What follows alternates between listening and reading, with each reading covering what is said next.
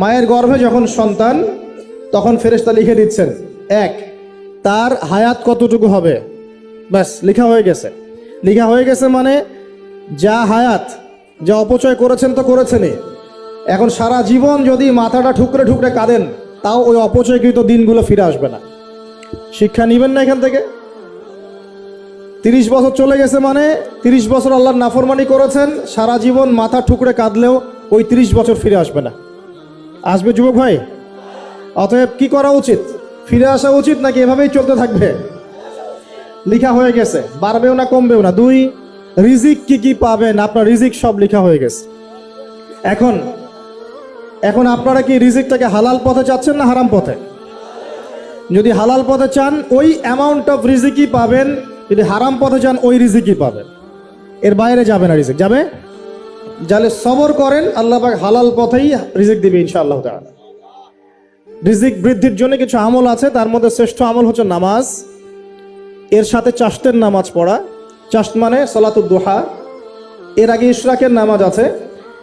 রিজিক বৃদ্ধির জন্য আত্মীয়তার সম্পর্ক বজায় রাখতে হয়, আত্মীয়তার সম্পর্ক বজায় রাখলে রিজিক প্রশস্ত হবে।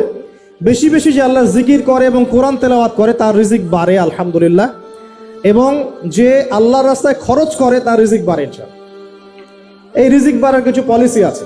সবচেয়ে শ্রেষ্ঠটা হচ্ছে নামাজ, আল্লাহর জিকির তেলাওয়াত, এরপর আমলের মধ্যে আত্মীয়তার সম্পর্ক বজায় রাখা। নবীজি বলছেন কেউ যদি চায় যে তার রিজিকটা লম্বা হোক, হায়াতটা লম্বা হোক, সে যেন আত্মীয়তার সম্পর্ক বজায় রাখে। আত্মীয়তার সম্পর্ক এখন আস্তে আস্তে নষ্ট হয়ে যাচ্ছে না? খেয়াল করে দেখেন, আত্মীয়তার সম্পর্ক আপনি বজায় রাখবেন। মনে রাখবেন, আমি বারবার একটা কথা বলেছি আপনাদের ওয়াজ মাহফিলে, যে পৃথিবীতে যে কাজই করবেন আল্লাহর সন্তুষ্টির জন্য করবেন। আত্মীয়তার সম্পর্ক বজায় রাখবেন আল্লাহর সন্তুষ্টির জন্যে, তাদের কাছে কিছু পাওয়ার আশায় না। যখনই আপনি কারো কাছে কিছু পাওয়ার আশা করবেন আপনি কষ্ট পাবেন। যখনই কারো কাছে কিছু পাওয়ার আশা করবেন আপনি কষ্ট পাবেন। কারো কাছে এত বেশি পাওয়ার আশা করবেন না। কার কাছে পাওয়ার আশা করবেন? আল্লাহর কাছে, যে আমি এই কাজটা করছি, আল্লাহ আমাকে পুরস্কার দিবে ইনশাআল্লাহ। আমি আত্মীয়তার সম্পর্ক বজায় রাখছি কেন? আল্লাহর কাছে রিজিকে বরকতের আশায়, আল্লাহর সন্তুষ্টির জন্য।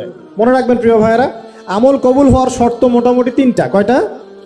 1 নাম্বার, আমলগুলো হতে হবে আল্লাহর সন্তুষ্টির জন্য। 1। 2 নাম্বার, আমলটা হতে হবে রাসূলুল্লাহ সাল্লাল্লাহু আলাইহি ওয়াসাল্লামের পদ্ধতিতে, অন্য কারো পদ্ধতিতে নয়। 3 নাম্বার, আমলটা করার জন্যে আপনার রিজিকটা হতে হবে হালাল।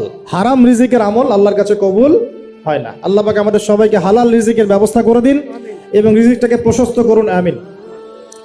তো রিজিক লেখা হয়ে গেছে 2। 3 নাম্বার, লেখা হয়ে গেছে এ ব্যক্তি কি কি কাজ করবে দুনিয়ায়, এ ব্যক্তি দুনিয়ায় কি কি কাজ করবে সব লেখা হয়ে গেছে।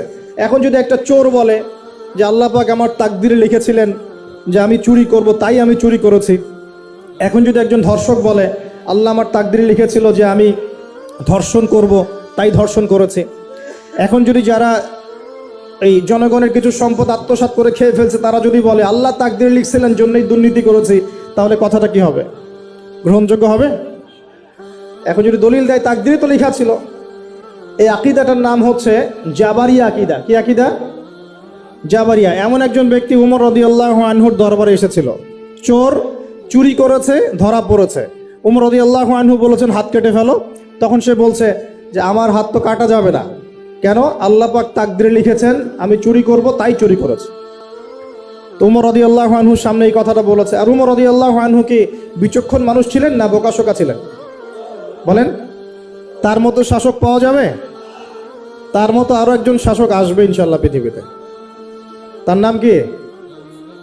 নবী ঈসা আলাইহিস সালাম ইনশাআল্লাহ তাআলা। এবং তার আগে আরো একজন ইমাম আসবেন। তার নাম কি? তার নাম হচ্ছে মুহাম্মদ। কি নাম? তার নাম মুহাম্মদ, তার উপাধি হচ্ছে মাহদি।